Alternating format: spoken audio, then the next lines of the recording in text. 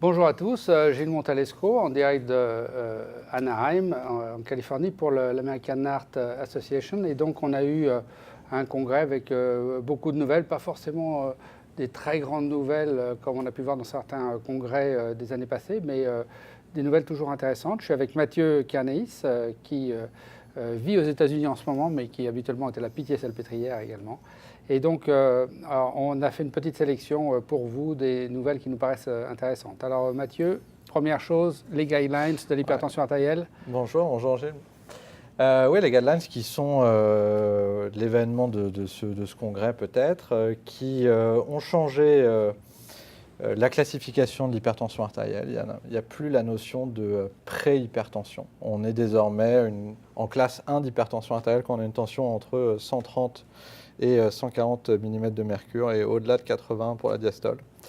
Ça va augmenter drastiquement le nombre de patients ayant une hypertension artérielle. Ça ne va peut-être pas augmenter le nombre de patients qui nécessitent un traitement, parce que pour ces patients-là, en l'absence d'événements cardiovasculaires et en l'absence d'un risque cardiovasculaire supérieur à 10% à 10 ans, il n'y a pas nécessité de démarrer un traitement.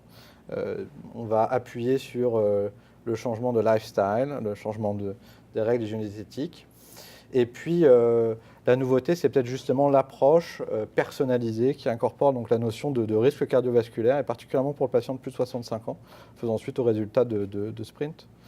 Voilà, donc des guidelines qui simplifient peut-être la pratique des docteurs et qui, en tout cas, augmente le nombre d'hypertendus en France aussi. Oui, c'est terrible, hein, parce qu'on a déjà 3/4 de la population hypertendue à 70 ans, mais là, ça va être difficile de trouver quelqu'un qui n'est pas hypertendu. Bon.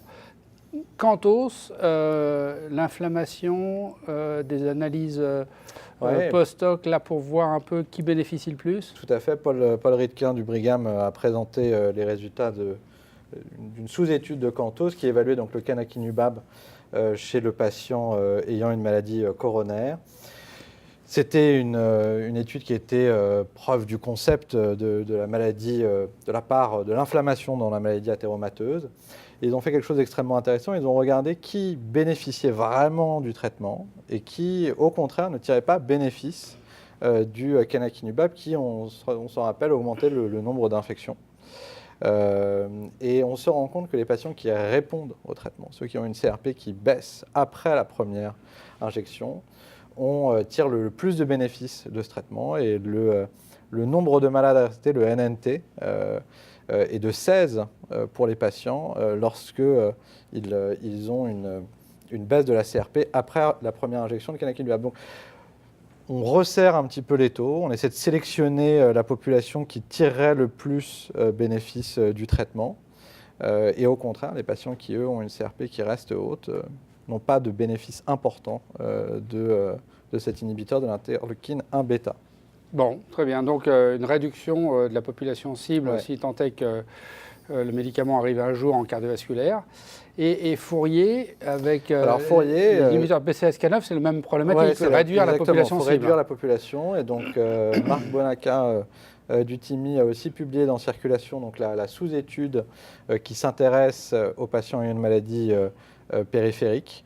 On sait que ces patients ont un pronostic extrêmement sévère, ils sont probablement peut-être même plus graves que nos patients coronariens. Et c'est justement ce qu'il démontre. Il démontre que d'une part, le pronostic de ces patients est extrêmement sévère, plus sévère que ceux qui ont un antécédent d'infarctus, et qu'il tire un bénéfice plus important d'une baisse du LDL cholestérol, avec un nombre de malades à traiter qui là aussi diminue drastiquement. Il y avait une diminution absolue du risque d'événement de l'ordre de 6,5% chez les patients ayant une maladie périphérique.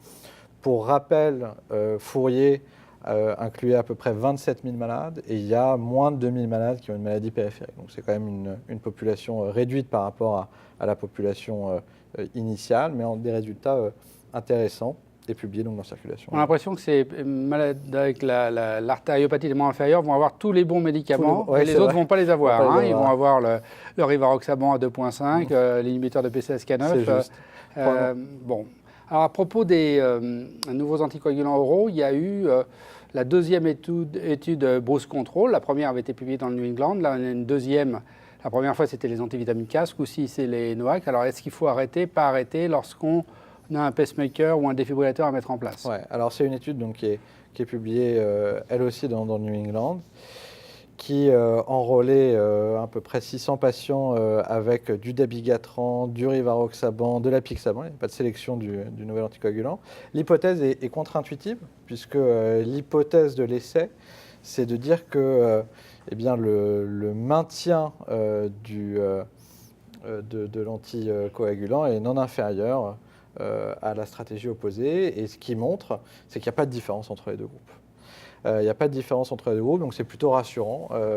L'investigateur principal, lors de la présentation, laisse le choix au docteur en fonction de la situation clinique, disant que ça dépend du patient, ça dépend du risque, mais que c'est safe, c'est sûr de laisser un NOAC durant la pause d'un pacemaker, et on peut être rassuré par rapport à cela. Si on a un haut risque thromboembolique, on va dire on garde. Et puis Exactement. si on a un haut risque hémorragique ou s'il n'y a pas de haut risque thromboembolique, on peut arrêter et reprendre ces médicaments qui ont d'ailleurs des demi-vies relativement courtes. Donc les fenêtres peuvent être courtes. Ouais. Bon, très bien. Alors, pour nous, les cathétériseurs, on a une étude importante qui est Preserve, qui regarde si on peut faire mieux chez les patients qui reçoivent du produit de contraste pour une angiographie qui, dans l'étude, a souvent été coronaire, 90% d'angiographie coronaire. 90% d'angiographie coronaire. On sait que la néphropathie au produit de contraste iodé, c'est quelque chose qui est associé à des événements graves à distance de la coronarographie. C'est des études qui ont déjà été faites dans d'autres domaines, et donc là, c'est évalué chez le patient qui va avoir une coronarographie. Un plan 2x2 factoriel avec du bicarbonate ou du sérum physiologique, et puis N-acétylcystéine ou placebo. Eh bien, l'étude est négative. Moi, je dirais que l'étude, en fait, elle est négative pour le bicarbonate, pour l'acétylcystéine et pour les deux. En fait, elle est positive pour le docteur parce qu'il suffit de mettre du sérum physiologique pour, on va dire, faire aussi bien que tout ce qu'on pouvait faire pour éviter la néphropathie au produit de contraste iodé. Et ces patients, ils étaient à très haut risque, a priori. Ils avaient des clairances entre 15 et 44, donc vraiment des insuffisants rénaux. Exactement. Les critères d'inclusion, c'est donc qu'il fallait avoir moins de 60 de clairance de la créatinine avec un diabète. Et si on n'avait pas de diabète, il fallait au moins avoir moins de 45 de clairance de la créatinine. En effet, les critères d'exclusion, c'était le fait d'avoir de la dialyse ou d'avoir une clairance supérieure à 15, donc une population à très haut risque de néphropathie.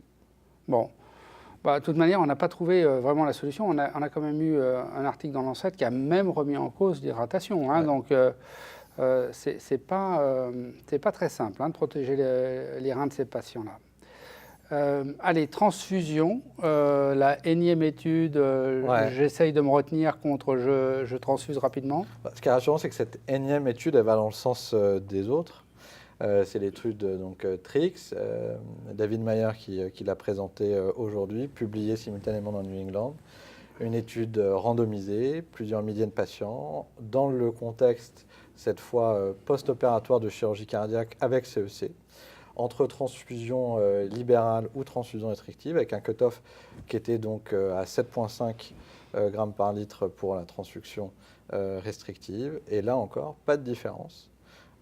Entre les deux groupes. Pas de sous-groupe qui tirait bénéfice d'une transfusion libérale, et même chez la personne âgée, on pourrait s'attendre à ce qu'ils en tirent bénéfice, et ben, c'est l'opposé. Donc après la chirurgie de hanche, après ceux qui ont fait une hémorragie digestive, après ceux qui sont en réanimation, où on a eu des études randomisées qui montraient la même chose, on en a une là qui est importante parce que c'est des patients coronariens avec une chirurgie cardiaque. Donc l'anémie a souvent été vécue comme un risque coronaire, et là on n'a pas l'impression que ce soit le cas. Alors il y a des études en cours sur les syndromes coronaires aigus, dont une en France. Tout à fait. L'étude Reality, on enrôle des patients à la Pitié-Salpêtrière, et puis dans d'autres centres français aussi. Je pense que ça va apporter une réponse importante dans le contexte du syndrome coronaire aigu. Là encore, avec la notion de transfusion restrictive ou libérale, avec un cut-off qui est aussi plus bas situé que celui recommandé. Étude pilotée par Gabriel Steig, et il y a une grosse étude, l'étude MINT, qui est aussi en cours sur le même sujet. Voilà, qu'est-ce qu'on pourrait rajouter à ça? Peut-être DACAB, qui est une étude où on a testé le ticagrelor et l'aspirine contre l'aspirine, avec aussi un bras ticagrelor monothérapie chez les patients qui ont des pontages SAPHEN.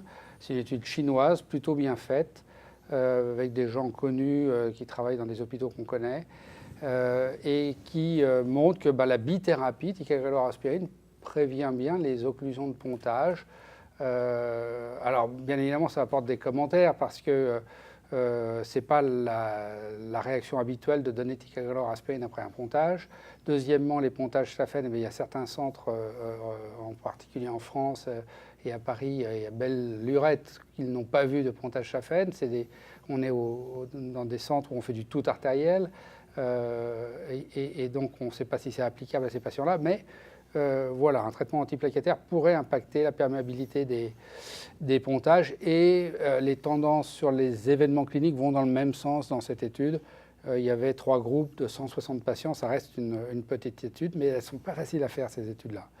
Et puis, dernier coup de cœur peut-être, parce qu'il est peut-être passé un peu inaperçu dans le congrès, l'article est publié dans le JAMA, c'est 45 000 patients d'un registre californien avec une base génétique et les investigateurs ont regardé ce qui se passait quand les patients avaient ces 2 variants génétiques qui sont associés à des augmentations de taux de L-peptida. Et donc quand le taux de L-peptida augmente, on voit dans les années de suivi dans ce registre apparaître des sténoses aortiques de manière beaucoup plus importante. Et donc, on a à la fois la théorie de le taux de L-peptida est associé à la sténose aortique et le fait d'avoir un prédéterminisme génétique. Alors, vous allez me dire à quoi ça nous sert tout ça? Ça va peut-être nous servir parce qu'il y a des traitements qui sont en développement pour réduire les taux de L-peptida, en particulier des oligonucléotides antisens. Et donc, si on a un traitement qui fait baisser la L-peptida et que celle-ci est responsable de la survenue d'une sténose aortique, on aura peut-être le premier traitement médical pour prévenir la sténose aortique. Et donc, je ne sais pas si c'est une bonne nouvelle pour les chirurgiens et pour les cathétériseurs interventionnels, mais en tout cas, c'est une bonne nouvelle pour les patients. Voilà. Pas d'autres choses, Mathieu? Non, je crois qu'on a fait le tour. Voilà, on a fait le tour des choses qui nous paraissent importantes et peut-être qu'il y en a d'autres, mais on vous laisse fouiller un petit peu dans le programme et dans les articles qui sortent au fur et à mesure. Merci de nous avoir écoutés. Merci.